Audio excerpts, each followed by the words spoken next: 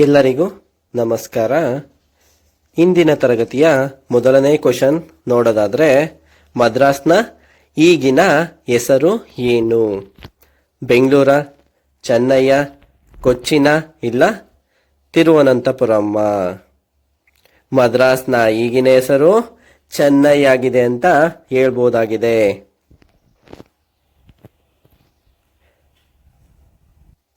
ಮುಂದಿನ ಕ್ವಶನ್ ನೋಡೋದಾದ್ರೆ, ಬರೋಡಾದ ಈಗಿನ ಹೆಸರೇನು? ವಡೋದರನ ಇಲ್ಲ ಅಹಮದಾಬಾದ ಇಲ್ಲ ಸೂರತ್ತ ಇಲ್ಲ ಭೋಪಾಲ? ಬರೋಡಾದ ಈಗಿನ ಹೆಸರು ವಡೋದರವಾಗಿದೆ ಅಂತ ಹೇಳ್ಬೋದಾಗಿದೆ.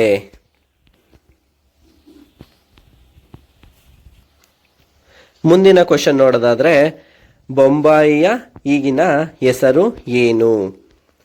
ಪುಣೆನ, ಮುಂಬೈಯ ಇಲ್ಲ ನಾಗ್ಪುರ ಇಲ್ಲ ಕೋಲಂಪುರ?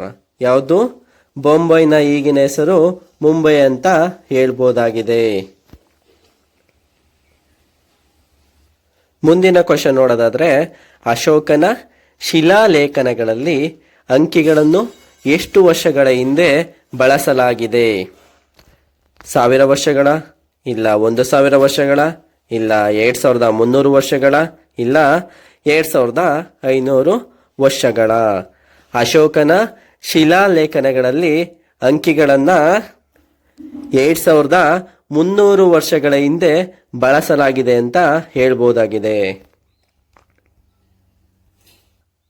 ಮುಂದಿನ ಕ್ವಶನ್ ನೋಡೋದಾದ್ರೆ, ಅಂಕಿಗಳು, ದಶಮಾಂಶಗಳು, ಭಿನ್ನರಾಶಿ, ಬೀಜಗಣಿತ ಇವೆಲ್ಲವೂ ಗಣಿತಕ್ಕೆ ಯಾರ ಕೊಡುಗೆಗಳು? ಗ್ರೀಕರ ಕೊಡುಗೆನ ಇಲ್ಲ ಪ್ರಾಚೀನ ಭಾರತೀಯರ ಕೊಡುಗೆನ ಇಲ್ಲ ರೋಮನ್ನರ ಕೊಡುಗೆನ ಇಲ್ಲ ಅರಬ್ಬರ ಕೊಡುಗೆನ? ಅಂಕಿಗಳು, ದಶಮಾಂಶಗಳು, ಭಿನ್ನರಾಶಿ, ಬೀಜಗಣಿತ ಇವೆಲ್ಲವೂ ಪ್ರಾಚೀನ ಭಾರತೀಯರ ಕೊಡುಗೆ ಅಂತ ಹೇಳ್ಬೋದಾಗಿದೆ. ಮುಂದಿನ ಕ್ವಶನ್ ನೋಡೋದಾದ್ರೆ, ಶೂನ್ಯ ಅಥವಾ ಸೊನ್ನೆಯನ್ನು ಮೊತ್ತ ಮೊದಲು ಒಂದು ಸಂಖ್ಯಾಸೂಚಕವಾಗಿ ಬಳಸಿದ ಕೀರ್ತಿ ಯಾರಿಗೆ ಸಲ್ಲುತ್ತದೆ? ಚೀನಿಯರಿಗೆ ಸಲ್ಲುತ್ತಾ ಇಲ್ಲ ಭಾರತೀಯರಿಗೆ ಸಲ್ಲುತ್ತಾ ಇಲ್ಲ ಗ್ರೀಕರಿಗೆ ಸಲ್ಲುತ್ತಾ ಇಲ್ಲ ಈಜಿಪ್ಟಿಯನ್ನರಿಗೆ ಸಲ್ಲುತ್ತಾ? ಶೂನ್ಯ ಅಥವಾ ಸೊನ್ನೆಯನ್ನ ಮೊತ್ತ ಮೊದಲು ಬಳಸಿದ ಕೀರ್ತಿ ಭಾರತೀಯರಿಗೆ ಸಲ್ಲುತ್ತೆ ಅಂತ ಹೇಳ್ಬೋದಾಗಿದೆ. ಮುಂದಿನ ಕ್ವಶನ್ ನೋಡೋದಾದ್ರೆ, ಭೂಮಿ ಗುಂಡಾಗಿದೆ, ಸೂರ್ಯನ ಸುತ್ತ ಭೂಮಿ ಪರಿಭ್ರಮಿಸುತ್ತದೆ ಎಂದು ತೋರಿಸಿಕೊಟ್ಟ ಭಾರತೀಯ ವಿಜ್ಞಾನಿ ಯಾರು? ಬ್ರಹ್ಮಗುಪ್ತನ, ಆರ್ಯಭಟ್ಟನ ಇಲ್ಲ ಭಾಸ್ಕರಾಚಾರ್ಯನ ಇಲ್ಲ ವರಮಿರನ? ಭೂಮಿ ಗುಂಡಾಗಿದೆ, ಸೂರ್ಯನ ಸುತ್ತ ಭೂಮಿ ಪರಿಭ್ರಮಿಸುತ್ತದೆ ಅಂತ ತೋರಿಸಿಕೊಟ್ಟ ಭಾರತೀಯ ವಿಜ್ಞಾನಿ ಆರ್ಯಭಟ್ಟ ಆಗಿದ್ದಾರೆ ಅಂತ ಹೇಳ್ಬೋದಾಗಿದೆ.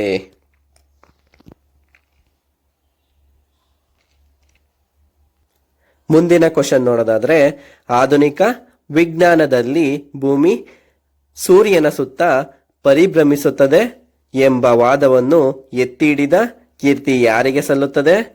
ಗೆಲಿಲಿಯೋಗೆ ಸಲ್ಲುತ್ತಾ ಇಲ್ಲ ಐಸಾಕ್ ನ್ಯೂಟನ್ಗೆ ಸಲ್ಲುತ್ತಾ ಇಲ್ಲ ಕೋಪರ್ನಿಕಸ್ಗೆ ಸಲ್ಲುತ್ತಾ ಇಲ್ಲ ಸ್ಟೀಫನ್ ಹಾಕಿಂಗ್ಗೆ ಸಲ್ಲುತ್ತಾ?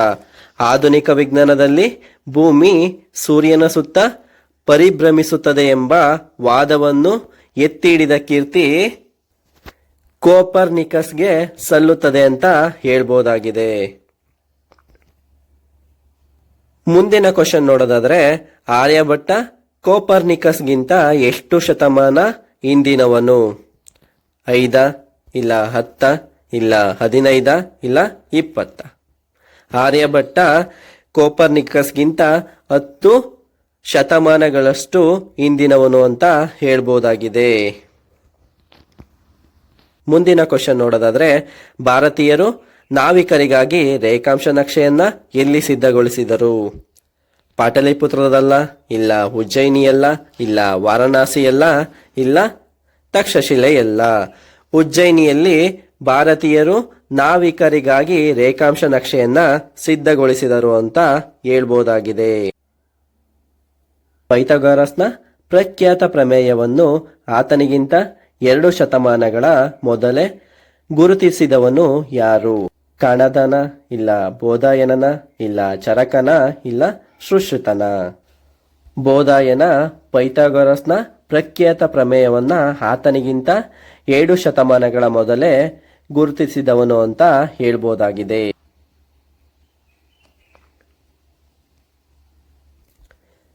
ಮುಂದಿನ ಕ್ವಶನ್ ನೋಡೋದಾದ್ರೆ, ವಸ್ತುವಿನ ಅವಿಭಾಜ್ಯ ಕಣವಾದ ಅಣುವನ್ನು ಎಷ್ಟು ಶತಮಾನಗಳಷ್ಟು ಹಿಂದೆಯೇ ಪ್ರತಿಪಾದಿಸಿದನು ಎಂಬ ಅಭಿಪ್ರಾಯಗಳಿವೆ. 20, ಇಲ್ಲ 25, ಇಲ್ಲ 27, ಇಲ್ಲ 30. 27 ಶತಮಾನಗಳಷ್ಟು ಹಿಂದೆಯೇ ವಸ್ತುವಿನ ಅವಿಭಾಜ್ಯ ಕಣವಾದ ಅಣುವನ್ನು ಪ್ರತಿಪಾದಿಸಿದರು ಅಂತ ಅಭಿಪ್ರಾಯಗಳು ಇವೆ ಅಂತ ಹೇಳ್ಬೋದಾಗಿದೆ. ಮುಂದಿನ ಕ್ವಶನ್ ನೋಡೋದಾದ್ರೆ, ವಸ್ತುವಿನ ಅವಿಭಾಜ್ಯ ಕಣವಾದ ಅಣುವನ್ನು ಪ್ರತಿಪಾದಿಸಿದ ಭಾರತೀಯ ವಿಜ್ಞಾನಿ ಯಾರು?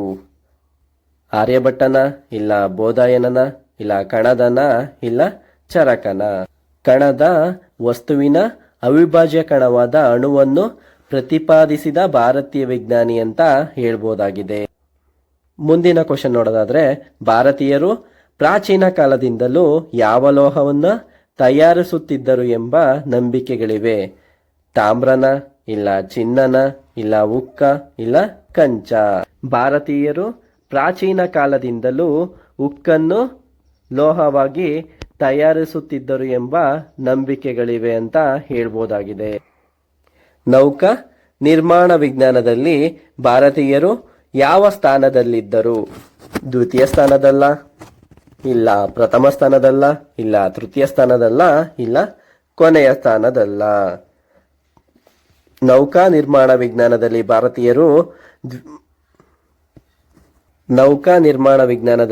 ಭಾರತೀಯರು ಪ್ರಥಮ ಸ್ಥಾನದಲ್ಲಿದ್ದರು ಅಂತ ಹೇಳ್ಬೋದಾಗಿದೆ. ಮುಂದಿನ ಕ್ವಶನ್ ನೋಡೋದಾದ್ರೆ, ಗುಜರಾತಿನ ಯಾವ ನಗರ ಅತಿ ದೊಡ್ಡ ನೌಕಾ ನಿರ್ಮಾಣ ಕೇಂದ್ರವೆಂದು ಪ್ರಸಿದ್ಧವಾಗಿತ್ತು? ಅಹಮದಾಬಾದ, ಇಲ್ಲ ವಡೋದರನ, ಇಲ್ಲ ಸೂರತ್, ಇಲ್ಲ ರಾಜ್ಕೋಟ. ಗುಜರಾತಿನ ಸೂರತ್ ನಗರ ಅತಿ ದೊಡ್ಡ ನೌಕಾ ನಿರ್ಮಾಣ ಕೇಂದ್ರವೆಂದು ಪ್ರಸಿದ್ಧವಾಗಿತ್ತು ಅಂತ ಹೇಳ್ಬೋದಾಗಿದೆ. ಮುಂದಿನ ಕ್ವಶನ್ ನೋಡೋದಾದ್ರೆ, ಭಾರತೀಯರು ಮುಂಗಾರು ಮಾರುತಗಳನ್ನ ಗುರುತಿಸಿದ ಮೇಲೆ ಜಗತ್ತಿನಲ್ಲಿ ಏನಾಯಿತು?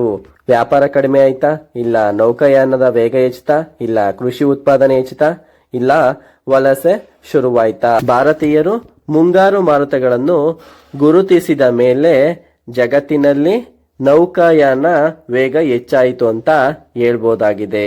ಮುಂದಿನ ಕ್ವಶನ್ ನೋಡೋದಾದ್ರೆ, ಯೋಗಶಾಸ್ತ್ರ ಮತ್ತು ಸಂಸ್ಕೃತವು ಯಾರ ಕೊಡುಗೆಯಾಗಿದೆ? ಗ್ರೀಕರ ಕೊಡುಗೆನ, ಇಲ್ಲ ಅರಬ್ಬರ ಕೊಡುಗೆನ, ಇಲ್ಲ ಭಾರತೀಯರ ಕೊಡುಗೆನ, ಇಲ್ಲ ರೋಮನ್ನರ ಕೊಡುಗೆನ? ಯೋಗಶಾಸ್ತ್ರ ಮತ್ತು ಸಂಸ್ಕೃತವು ಭಾರತೀಯರ ಕೊಡುಗೆ ಅಂತ ಹೇಳ್ಬೋದಾಗಿದೆ.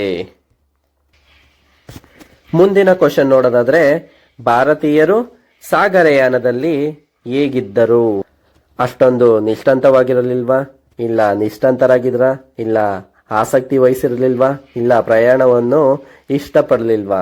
ಭಾರತೀಯರು ಸಾಗರಯಾನದಲ್ಲಿ ನಿಷ್ಠಾಂತರಾಗಿದ್ರು ಅಂತ ಹೇಳ್ಬೋದಾಗಿದೆ.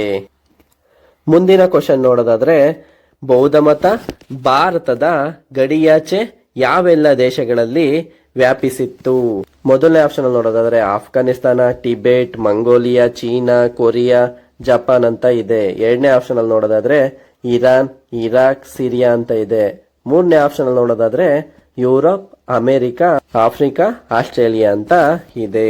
ಬೌದ್ಧ ಮತ ಭಾರತದ ಗಡಿಯಾಚೆ Afghanistan, Tibet, Mongolia, China, Korea ಮತ್ತು ಜಪಾನ್ಗಳಲ್ಲಿ ವ್ಯಾಪಿಸಿತು ಅಂತ ಹೇಳ್ಬೋದಾಗಿದೆ. ಮುಂದಿನ ಕ್ವಶನ್ ನೋಡೋದಾದ್ರೆ, ಯಾವ ದೇಶ ಬೌದ್ಧ ಮತವನ್ನ ಸ್ವೀಕರಿಸಿತು? ಬಾಂಗ್ಲಾದೇಶನ, ಶ್ರೀಲಂಕನ, ಪಾಕಿಸ್ತಾನನ, ಮಯನ್ಮಾರ?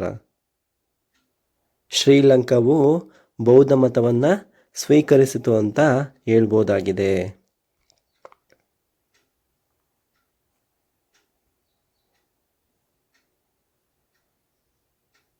ಮುಂದಿನ ಕ್ವಶನ್ ನೋಡೋದಾದ್ರೆ, ಜಗತ್ತಿನ ಅತಿ ಎತ್ತರದ ಬುದ್ಧನ ಮೂರ್ತಿ ಆಫ್ಘಾನಿಸ್ತಾನದ ಯಾವ ಸ್ಥಳದಲ್ಲಿ ಇತ್ತು? ಕಾಬೂಲಲ್ಲಿತ್ತ, ಇಲ್ಲ ಮಂಜರ್ಗೆ ಶರೀಫಲ್ಲಿತ್ತ, ಇಲ್ಲ ಬಾಯಿಯಾನಲ್ಲಿತ್ತ, ಇಲ್ಲ ಏರತ್ನಲ್ಲಿ ಇತ್ತ. ಜಗತ್ತಿನ ಅತಿ ಎತ್ತರದ ಬುದ್ಧನ ಮೂರ್ತಿ ಆಫ್ಘಾನಿಸ್ತಾನದ ಬಾಯಿಯಾನಲ್ಲಿ ಇತ್ತು ಅಂತ ಹೇಳ್ಬೋದಾಗಿದೆ.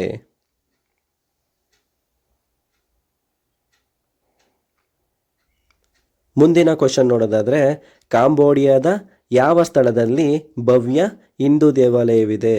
ಆಂಕೋರವಾಟ್ನಲ್ಲಿ ಇದೆಯಾ, ಇಲ್ಲ ಬೋಧೋರ್ನಲ್ಲಿದೆಯಾ, ಇಲ್ಲ ಪಾಕವ್ನಲ್ಲಿದೆಯಾ, ಇಲ್ಲ ಬಫೂನಲ್ಲಿ ಇದೆಯಾ? ಕಾಂಬೋಡಿಯಾದ ಆಂಕೋರವಾಟ್ನಲ್ಲಿ ಭವ್ಯ ಹಿಂದೂ ದೇವಾಲಯವಿದೆ ಅಂತ ಹೇಳ್ಬೋದಾಗಿದೆ.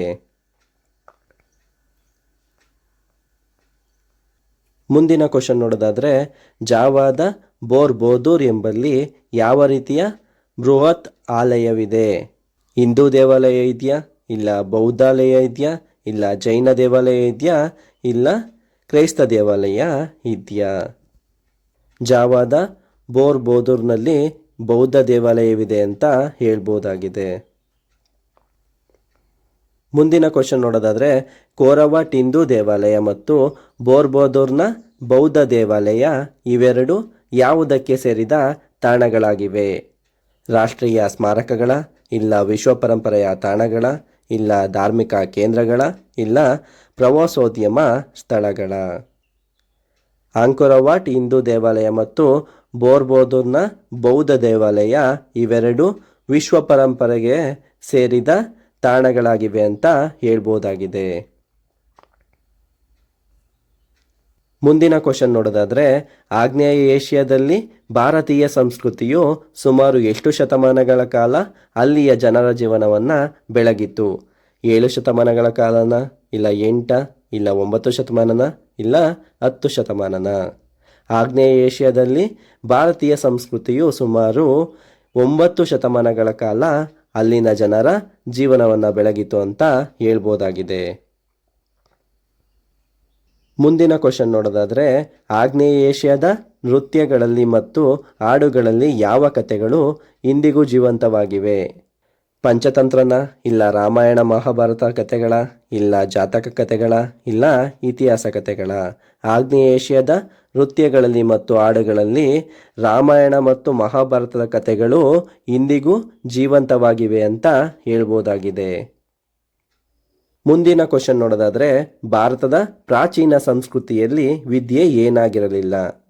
ಧಾರ್ಮಿಕ ಆಚರಣೆ, ವಿಕ್ರಯದ ವಸ್ತು, ಕಾಲ ಪ್ರಕಾರ, ವೈಜ್ಞಾನಿಕ ಅನ್ವೇಷಣೆ?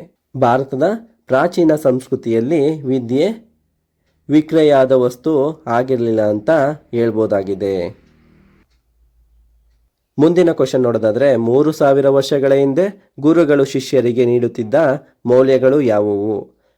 ಮೊದಲನೇ ಆಪ್ಷನಲ್ಲಿ ನೋಡೋದಾದ್ರೆ, ಸತ್ಯವನ್ನ ಹೇಳು, ಧರ್ಮವನ್ನ ಪಾಲಿಸು, ತೃಪ್ತನಾಗಬೇಡ, ಗರ್ವಪಡಬೇಡ, ತಾಯಿ ತಂದೆ ಆಚಾರ್ಯ ಮತ್ತು ಅತಿಥಿಗಳನ್ನು ದೇವರಂತೆ ಭಾವಿಸು ಅಂತ ಇದೆ.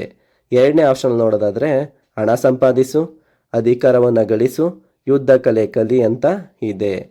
ಮೂರನೇ ಆಪ್ಷನಲ್ಲಿ ನೋಡೋದಾದ್ರೆ, ವೈಯಕ್ತಿಕ ಸುಖವನ್ನು ಸಾಧಿಸು ಅಂತ ಇದೆ. ನಾಲ್ಕನೇ ಆಪ್ಷನಲ್ಲಿ ನೋಡೋದಾದ್ರೆ, ಇತರರನ್ನು ಆಳಲು ಕಲಿ ಅಂತ ಇದೆ. 3000 ವರ್ಷಗಳ ಹಿಂದೆ ಗುರುಗಳು ಶಿಷ್ಯರಿಗೆ ನೀಡುತ್ತಿದ್ದ ಮೌಲ್ಯಗಳು: ಸತ್ಯ ಹೇಳು, ಧರ್ಮವನ್ನು ಪಾಲಿಸು, ತೃಪ್ತನಾಗಬೇಡ, ಗರ್ವಪಡಬೇಡ, ತಂದೆ ತಾಯಿ ಆಚಾರ್ಯ ಮತ್ತು ಅತಿಥಿಗಳನ್ನು ದೇವರಂತೆ ಭಾವಿಸುವಂಥ ಮೌಲ್ಯಗಳನ್ನು ತಿಳಿಸ್ಕೊಡ್ತಾ ಇದ್ರು.